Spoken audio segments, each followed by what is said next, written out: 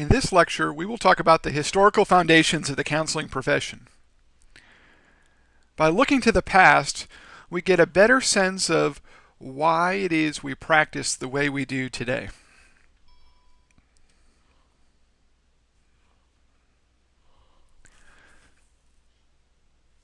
The counseling profession is relatively new.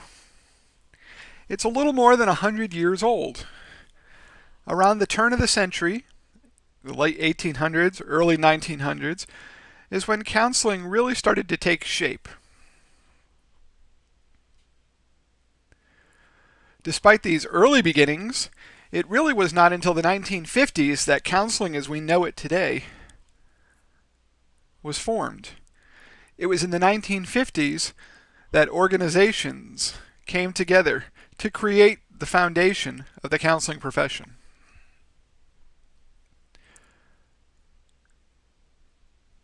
The belief is that if we understand our history and where we've been, it will help us moving forward.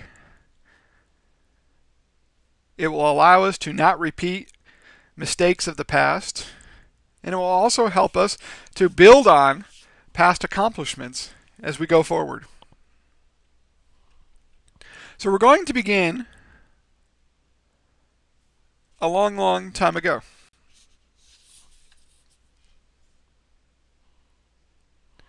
Let's start in ancient Greece, and we'll talk about Hippocrates. Hippocrates is often regarded as the father of modern medicine. You may recognize the name as medical doctors and physicians take the Hippocratic Oath. It's an oath stating that they will work to help their clients and patients and do them no harm. Hippocrates made many advances that helped medicine become more scientific and more structured. At the time, his belief was that behavioral tendencies, the way we act, and our mental health were related to the balance of 4 bodily fluids: blood, black bile, yellow bile, and phlegm. These are all bodily fluids that we currently possess, and the belief was that the ratio in which you had these fluids determined your personality, your behavior, and your mental health. Extreme amounts of one would cause you to act a certain way. For example, high levels of black bile were associated with psychosis and hysteria.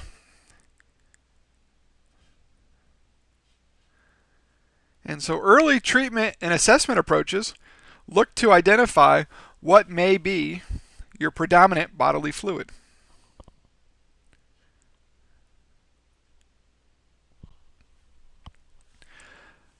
Fast forwarding some, continuing with our Greek theme, but also into some Roman philosophies.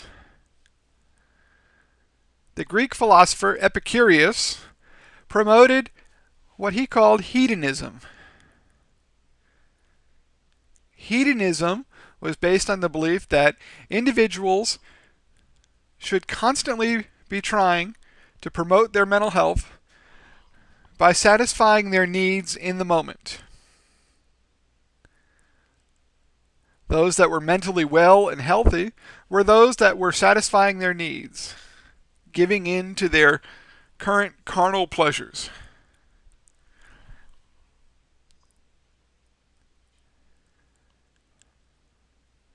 The Roman philosopher Epictetus believed in the healing powers of a balanced mind. Epictetus thought that individuals who were able to balance their thoughts, whereas they were not too negative or not overly positive, could self-regulate themselves and overcome any of life's stresses or problems.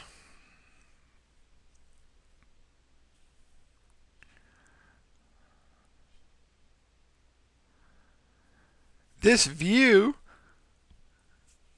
dominated the landscape and eventually led to a new age of treatments, new ways of looking at understanding what it is that causes mental health.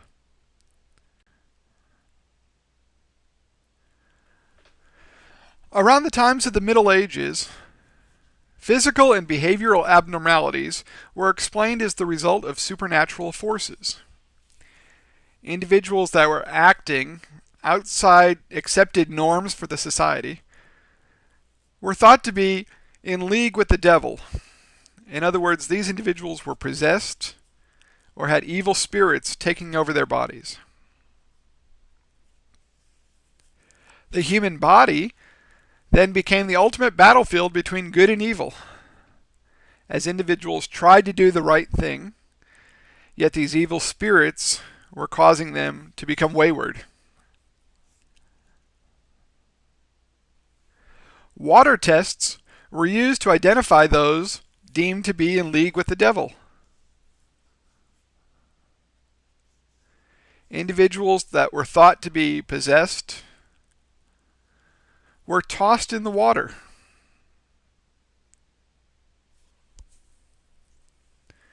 If you were in league with the devil, you would sink to the bottom. This was not the shining moment in mental health history in terms of assessment practices, but it's the best of what they had at that time. It wasn't until much later, in the 9th century, that early treatment centers began to appear. These treatment centers in no way represent what we consider treatment today, but they did offer an opportunity for individuals to get help, to at least be seen and not just assumed to be possessed.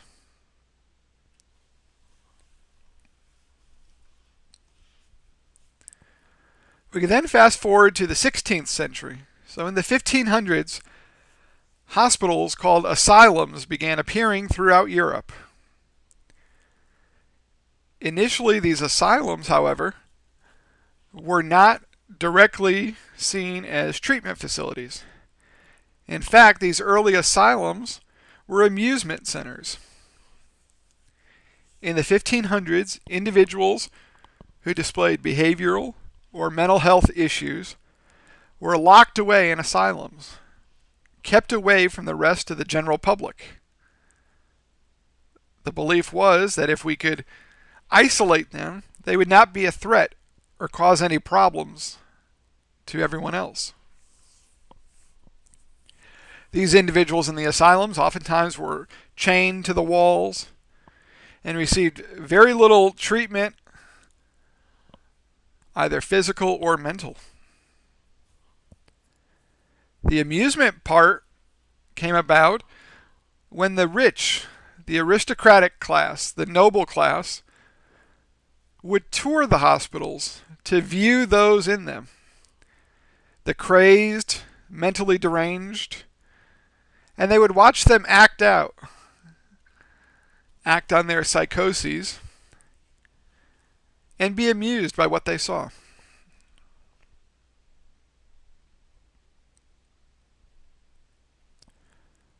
This type of behavior continued in the asylums until the 1700s, when the moral treatment movement started to take shape. Individuals such as William Tukey, Benjamin Rush, and Philip Pinel ushered in the moral treatment across Europe. Pinel was one of the first to implement the moral treatment movement in the asylums. He became an asylum director and came up with the novel approach that if we treat these individuals with respect and dignity, there is a possibility they could get better.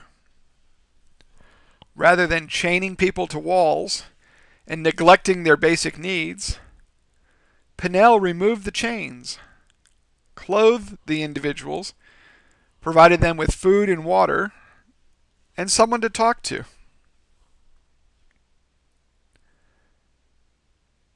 To the amazement of many, individuals seemed to be progressing. They were getting better. Their behaviors became less severe, and their psychosis less pronounced, to the point that some individuals were actually able to leave the asylum and rejoin society.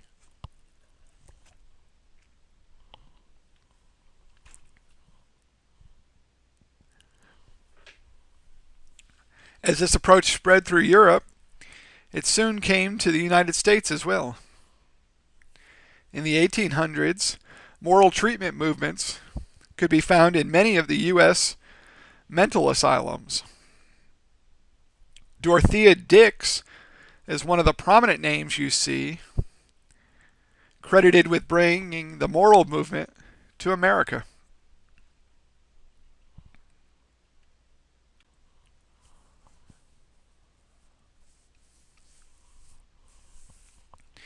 In the 1800s, as the moral movement took shape, counseling was more advice-giving or information-giving. Whereas today we conceptualize counseling as a collaborative approach with clients, helping them a give and take to address their issues. Back then it was more counselor-focused. Clients would come in and ask, how do I handle this issue? What should I do in this circumstance? And the counselor gave the information or gave their advice. This role continued until the Industrial Revolution. One of the offshoots of the Industrial Revolution was the creation of the city-state. Urban centers sprouted up around factories. As more and more individuals fled to these urban areas to work in the factories, populations grew, and a larger number of people were living in a more condensed location. Counselors now had a more visible role as social reformers. This came about on two different fronts.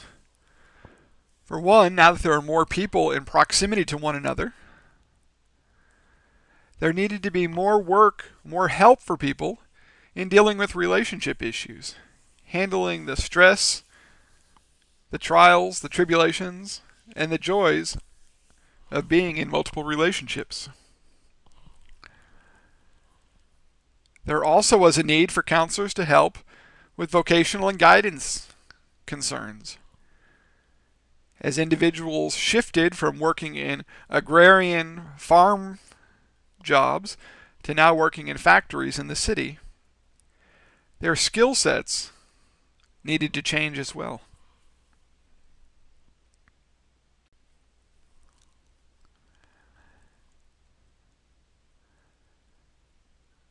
The 1800s also saw the rise of psychiatry as a distinct branch of the medical profession.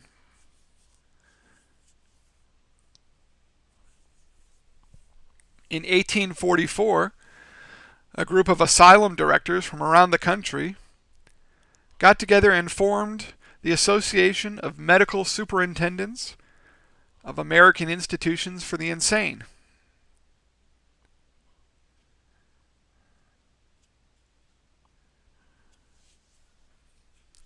Despite the moral treatment movement, which was rapidly spreading throughout the country and the world at that time, these asylum directors were initially resistant to science and medical technology. They believed that the treatment approaches provided to individuals housed at the asylums should be focused more on management rather than treatment, containing individuals rather than helping them get better.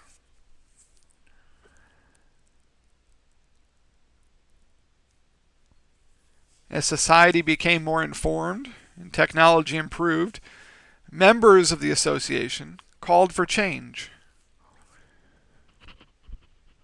Part of this change was embracing the medical aspect of treating mental illness.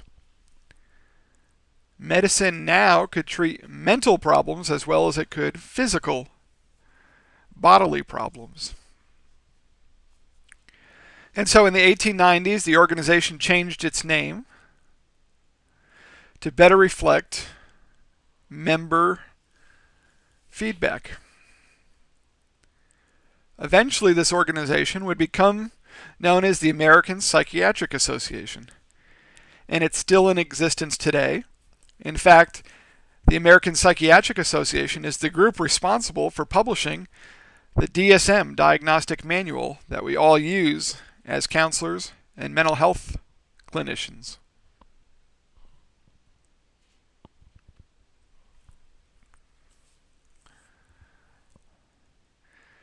The 1900s also saw counseling and mental health advanced by the works of a lot of important figures. The first is Sigmund Freud. Freud began advancing psychotherapy as a legitimate treatment option in the early 1900s. His approach, psychoanalysis, was outlined in his book Interpretation of Dreams. In it, Freud talked about the unconscious mind and how through a process of free association,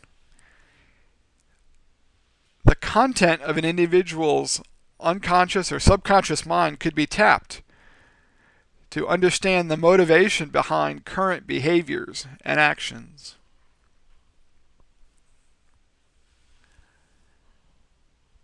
In addition to psychoanalysis, behaviorism emerged as a dominant theoretical orientation.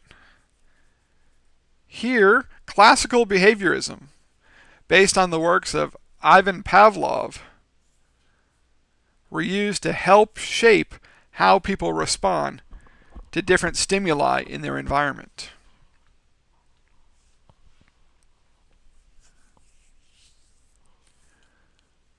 Names that you commonly see associated with this era are Frank Parsons, Jesse Davis, and Clifford Beers. Frank Parsons is widely recognized as the father of guidance. In the early 1900s, 1908, he founded the Boston Vocational Bureau. The Boston Vocational Bureau was a center designed to help individuals prepare for the ever-growing urban, industrial career opportunities that were becoming available. At his center, Parsons developed a three-factor approach to help individuals prepare for careers. His approach stated that counselors needed to acquire knowledge of work. They would then help their clients understand what it is that would be required of them in a work setting. So, for example, if an individual was interested in starting to work on an assembly line, we would inform them what that entails. What does assembly line work look like? What is an average day like for a line worker? How much does a job like this pay? What type of training is required?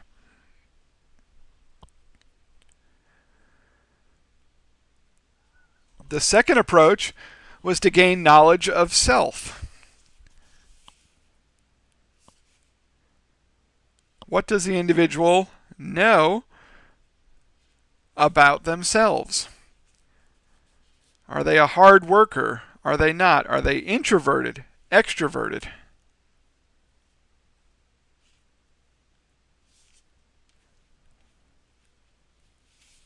By having an idea of who you are, you're better able to make informed decisions about the types of jobs that would work for you. And then, so the third factor was to integrate the two, blending the two together, finding a job that met your needs and played off of your strengths. allowed you to use your natural resources and talents in an effective manner. So while this sounds commonplace now, at the time this was a very innovative procedure.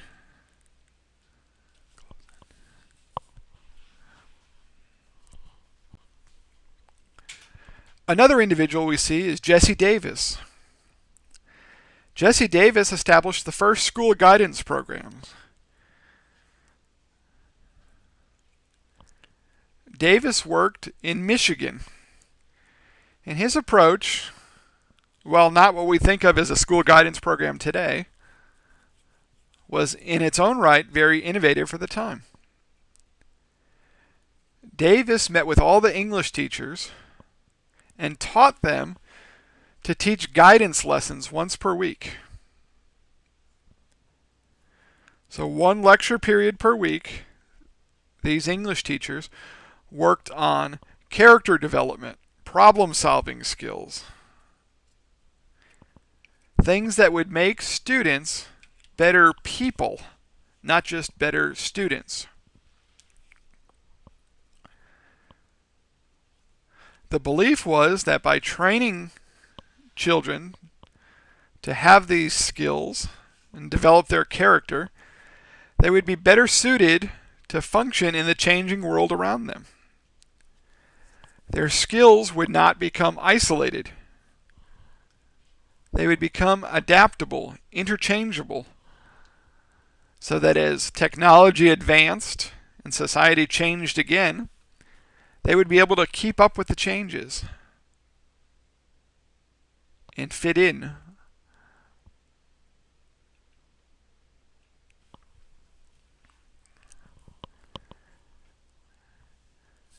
The story of Clifford Beers is an interesting one. Clifford Beers was a mentally ill man who was hospitalized many times during his life. From early adolescence through late adulthood, he spent many times in a psychiatric hospital. It was during one of these inpatient stays that he wrote a book, A Mind That Found Itself. In that book, he chronicled some of the deplorable conditions that he observed, both in terms of how the mental institutions were staffed, how they were supplied, and how they treated patients.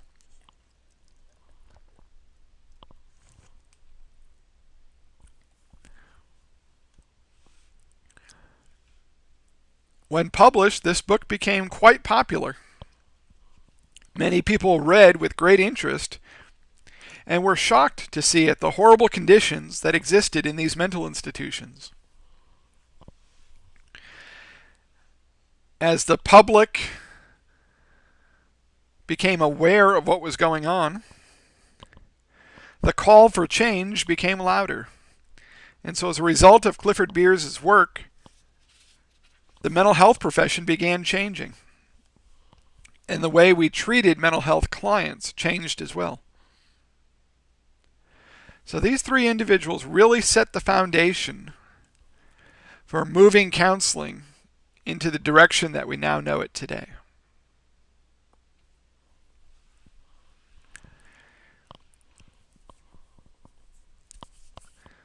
In the decade between 1910 and 1919, we see some other important events that helped shape the counseling profession.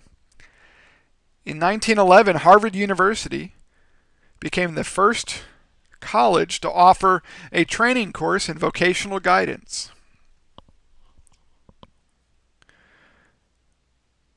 Up until this point, there was no specific training for guidance counselors.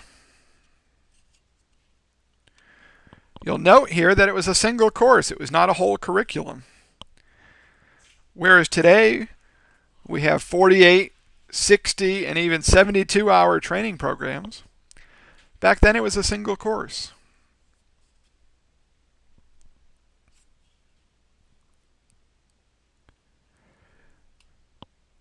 Coinciding with this new training, we also see the establishment of the National Vocational Guidance Association.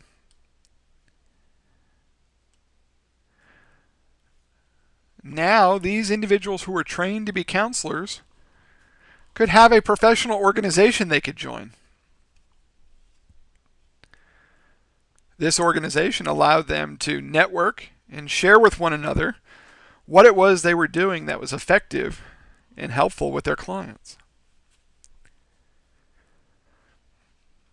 In 1915, they published their first trade publication, and it was this publication that eventually became the Journal of Counseling and Development, which today is the flagship journal for the American Counseling Association.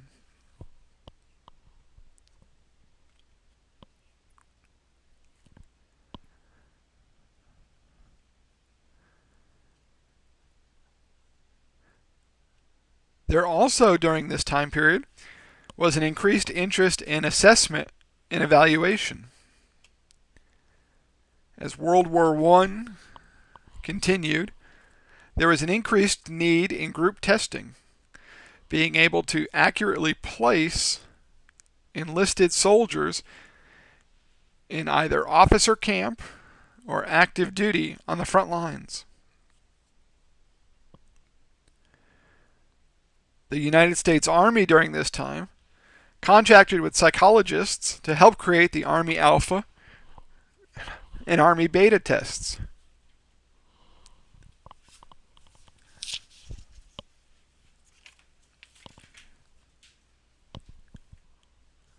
The Army and Beta tests were designed to screen those soldiers who were able to participate in officer training school. The Alpha test, which was made up at the time of items from existing intelligence tests, was the written version. It required individuals to be able to read and write in the English language. The Beta test was an equivalent for non-English speaking individuals or individuals who could not read or write. It was more based on pictures. And so here is an example of the Army Beta test.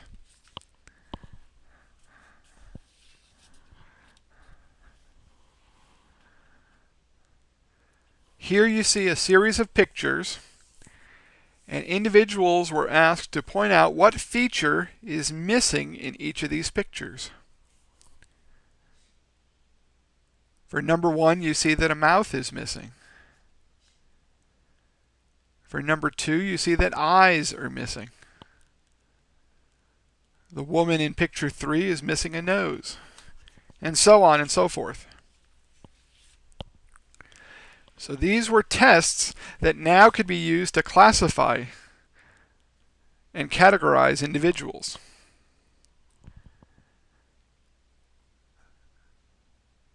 The basis of this work would be used in subsequent years for other types of classification and placement exams.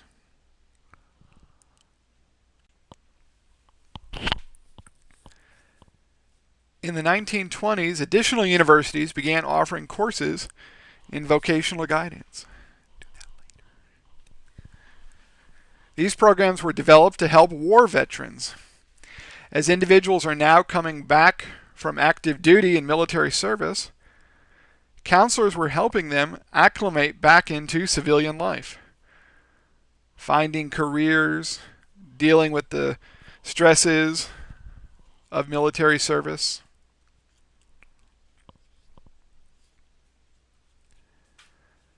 This period also saw advances in psychometric properties for many career and counseling-related assessment instruments. As validation procedures became more sophisticated, stronger tests can be used to help individuals. One important test we saw during this time was the Strong Interest Inventory, which was based on Robert Holland's personality codes.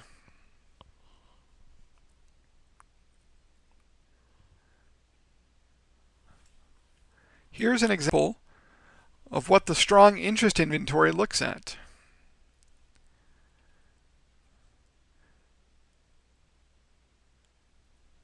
According to the Holland codes, there are 6 different personality types individuals could fall under. Everyone had a dominant personality type, and then you could also have subordinate personality types as well. Based on what your dominant or subordinate personality type was, you would find jobs that matched up with those careers. So for example, under the realistic type, individuals who prefer practical, hands-on, physical activities. This would be better for people who worked in fields such as art or mechanical work.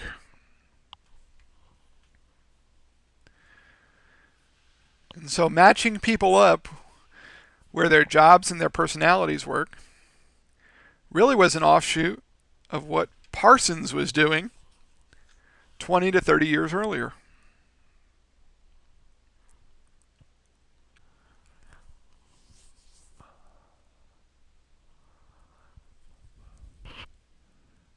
In the 1930s, we see John Brewer emerge on the scene. John Brewer wrote a book called Education as Guidance, and this described a new educational approach. This was the early forerunner of our school guidance programs.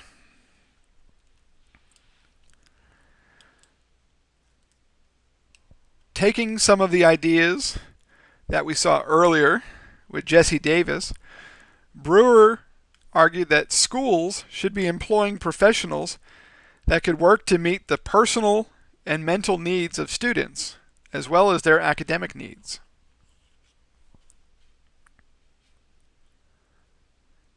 E.G. Williamson came out with his trait and factor theory. The trait and factor theory describes a process where individuals have traits and factors. Traits are the more enduring parts of our personality, how we are the majority of the time. The factors are the more transient, willing to change. Knowledge of the two helped you pick situations or careers that were best suited for you.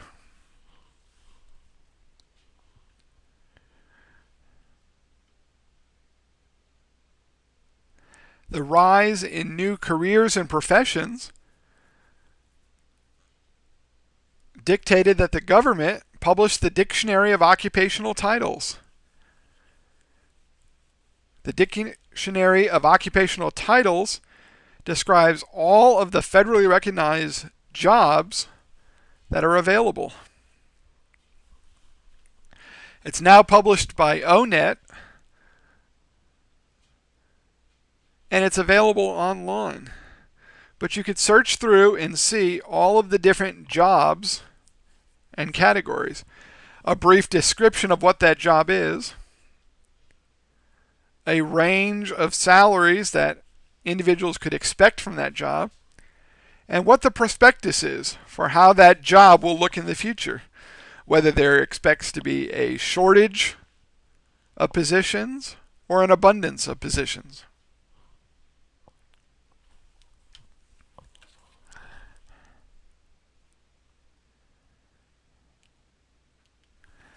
In the 1940s, World War II was going on. Individuals were participating in the war effort, and this created a greater need for individuals to both deal with soldiers going to war, returning from war, dealing with families with grief or loss issues over the death of loved ones. At this time, Carl Rogers began exploring his counseling and psychotherapeutic approaches, which would later become known as the person-centered or client-centered approaches. Carl Rogers deviated from previous treatment approaches and believed that therapy should involve an equal partnership with clients, one that was based on respect and trust.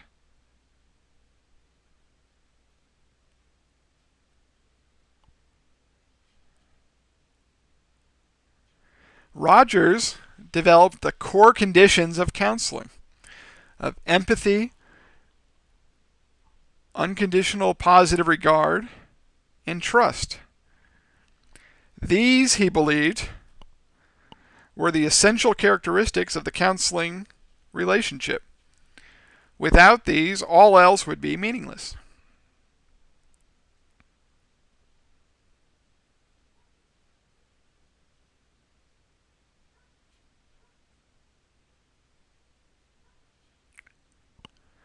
At this time, we also see the U.S. government getting involved in counseling.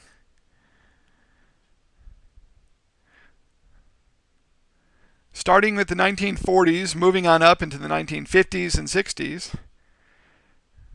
there was a push for the U.S. to grow and become the strongest world power, the most dominant country in terms of economics, military, technology, and careers. And so the government was interested in how counseling can serve as a vehicle for advancing the society and lifestyle they were looking for in America. In 1942, the National Institute of Mental Health was established as a federally run organization designed to gather together the best and brightest scientists and practitioners and create a knowledge base that can be used to help others.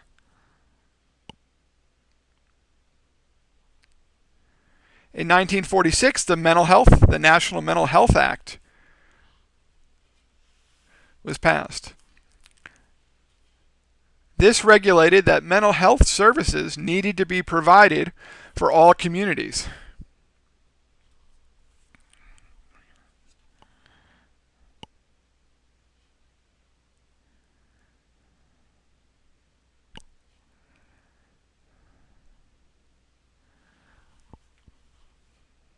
We'll talk more about the National Mental Health Act in future lectures. In the 1950s, the American Personnel and Guidance Association was formed.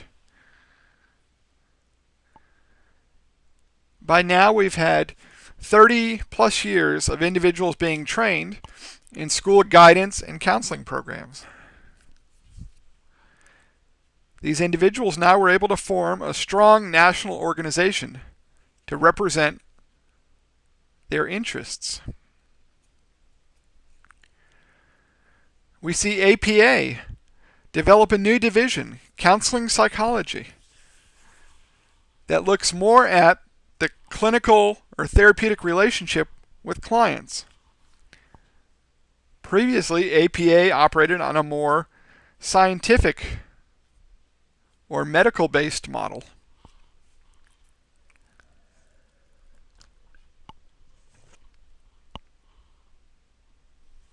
The National Defense Education Act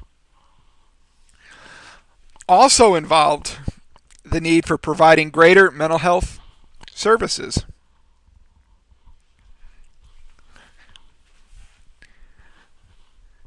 In the 1950s, the United States was engaged with the Soviet Union in an arms race.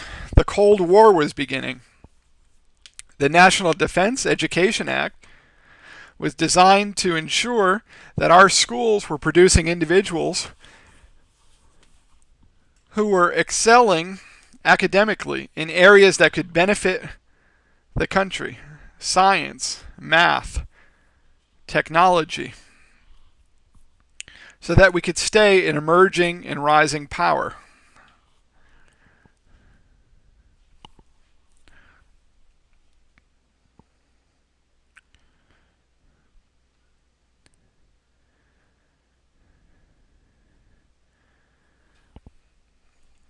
There were also new theories coming about. Prior to the 1950s, your choices as a therapist were limited. Psychoanalysis, trait and factor, e.g. Williamson's approach, Carl Rogers' client-centered approach, and the behavioral approaches were really all that were used in a clinical or therapeutic setting. In the 1950s, we see several new theories: cognitive theories, social learning theory, and developmental theory, which help advance what it is that we as counselors can do with our clients.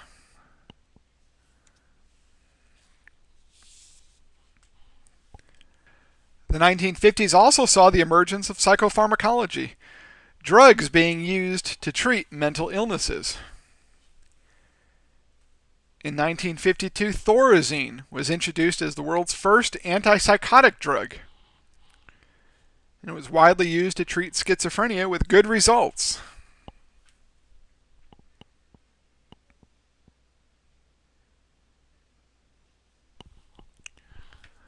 In the late 50s, advances in medicine and science led to new types of medications: MAOIs, monoamine oxidase inhibitors, and tricyclic medications began emerging as effective treatment options.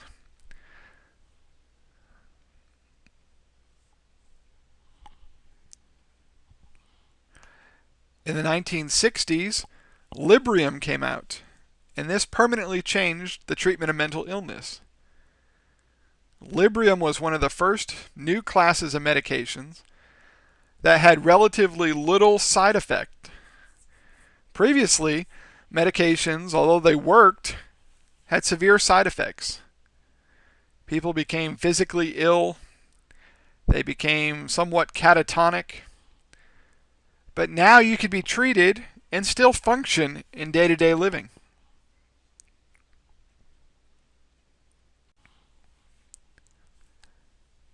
In the 1960s, we see further advances. Gilbert Wrenn wrote his seminal work, The Counselor in a Changing World, which described how counselors needed to take a more social advocate type role in helping to make sure that society was providing individuals with opportunities to achieve their dreams and live by their social and individual liberties. The Community Mental Health Center Act, enacted in 1963 by President Kennedy, ensured that mental health centers were available in all communities. 100-mile radiuses were set up, and there had to be an available mental health facility that individuals could use within that range.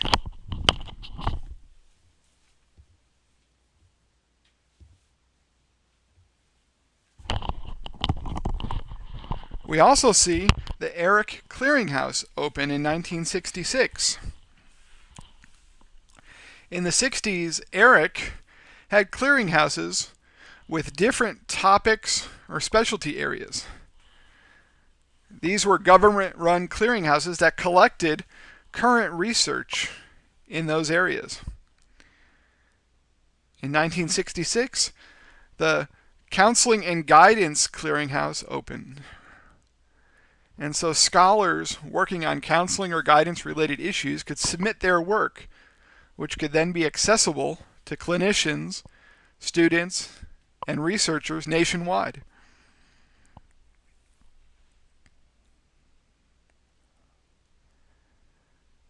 In addition to these actual activities, several social movements were taking place during the 1960s. Civil rights, women's rights, the Vietnam conflict. Each of these caused their own set of issues that led to an increased need for counselors. As society was changing, counselors were constantly needed to help people adjust to the changes.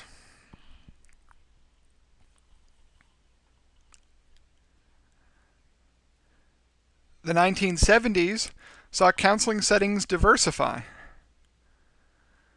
The American Mental Health Counselor Association emerged as a division of ACA. AMHCA represented the interests of counselors working in a variety of settings: clinics, hospitals, treatment facilities, psychiatric hospitals, private practices, vocational rehabilitation centers. Now counselors were emerging in all sorts of settings, really expanding the reach of what counseling can do. As the need for counselors grew and the number of job opportunities for counselors grew, training programs followed suit. These training programs became more advanced, and entire curriculum were developed to help counselors gain the skills needed to work in these diversified settings.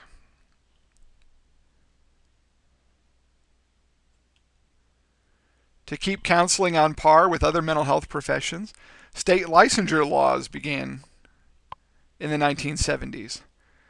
Licensure laws were developed in response to APA's push for licensure laws. In 1976, Virginia became the first state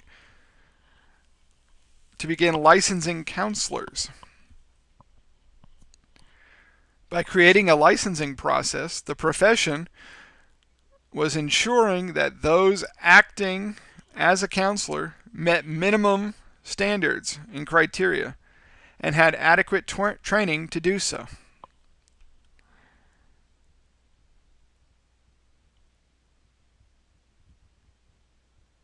As counselors were now in many more settings than before, APGA strengthened and grew. Membership now included many other types of counseling.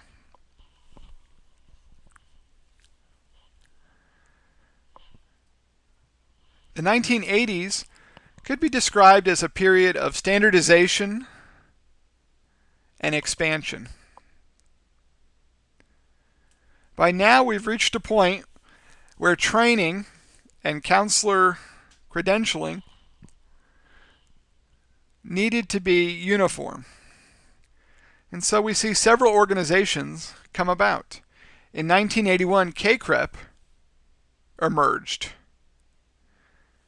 CACREP is the Council for the Accreditation of Counseling and Related Educational Programs.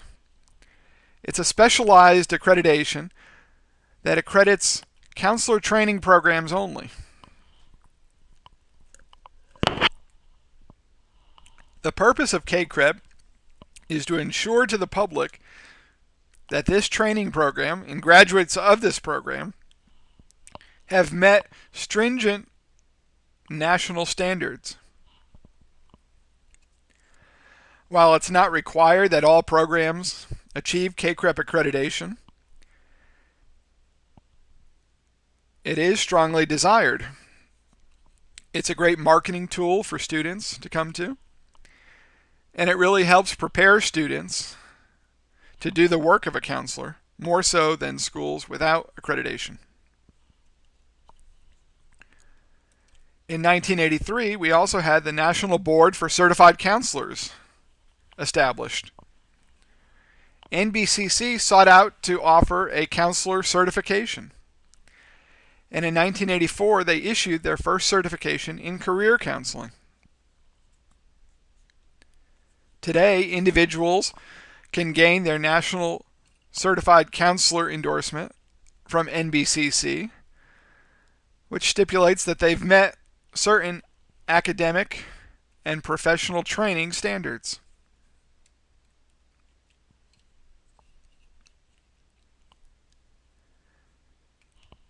In 1985, Chi Sigma Iota was founded.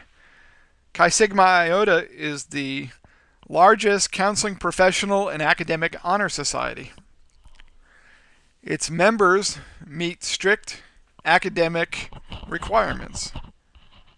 Those that perform at the highest levels in their training program are invited to join. We'll talk more about Chi Sigma Iota later in the semester and the benefits that it affords its members.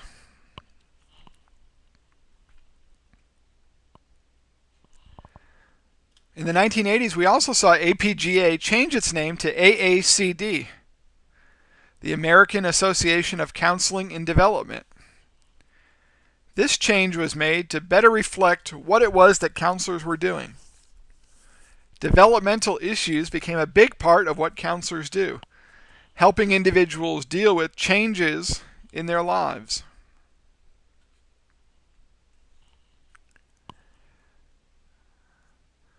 We also see mental health counseling begin to separate itself. And so as the profession began forming and coming together, there also was splintering between the different factions, mental health and school counseling.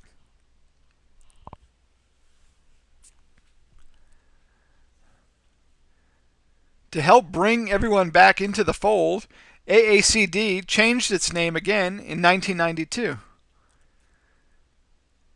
It became the American Counseling Association, and that's the name it continues with to this date. Development was dropped to better reflect the aspect that counseling occurs in many different settings and covers many different client issues and presenting concerns. Throughout the 90s, new ACA divisions formed. In 91, the American College Counseling Association. In 1996, AGLBIC, the Gay, Lesbian, Bisexual Issues and Counseling. In 1999, the Counselors for Social Justice. The growth of ACA divisions continued. In 2004, the Association for Creativity and Counseling was formed. And just this past spring, in March of 2013, the 20th and newest addition to the ACA division roster was the Association for Child and Adolescent Counseling.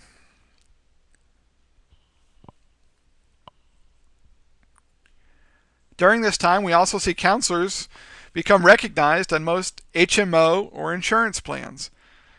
So now counselors were seen as providers of services that could be reimbursed through third-party payers and insurance programs. This was a big step in the counseling profession because now services were more widely available to a larger population of clients. And as we move forward, some of the current issues that we deal with. Managed care continues to be a big issue. Helping counselors gain access on several other different levels so that clients could seek services and be reimbursed for these services. There's a push right now by the American Counseling Association to work with state and federal legislators to allow counselors to be reimbursed by Medicaid and Medicare for the services they provide. There's also a push to look at how counseling could be expanded given the new technologies. How could technology be used to supplement what's currently being done?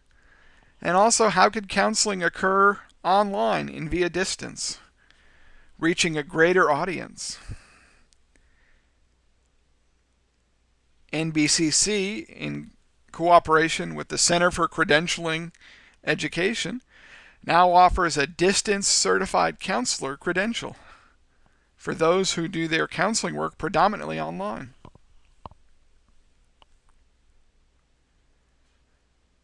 We also saw new focuses on spirituality and wellness,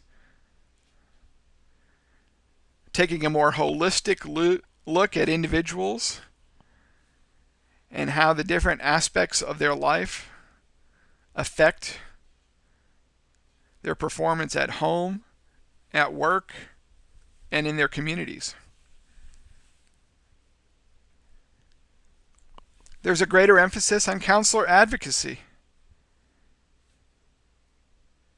As we deal with professional identity issues and finding out who we are, we need to become more unified in our voice. Counselors need to work to advance the profession so that we will be afforded a lot of the opportunities that other professions that have been around much longer currently enjoy. And so efforts are underway, led by the American Counseling Association, to help educate practitioners, the general public, state, local, and federal government officials on what it is that counselors do and what the valuable services we can offer the community really are.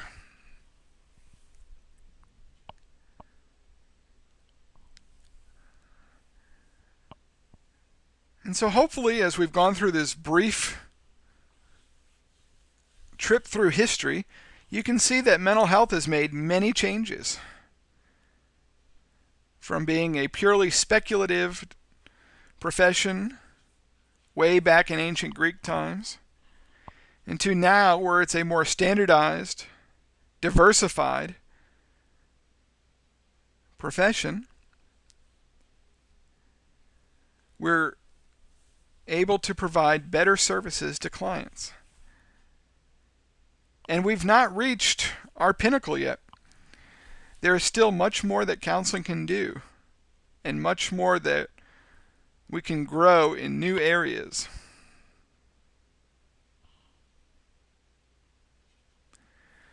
And so, the takeaway you should get from this lecture is that the counseling profession, while still young, is also still growing. And the steps we've made in the past will be useful in guiding us going forward in the future.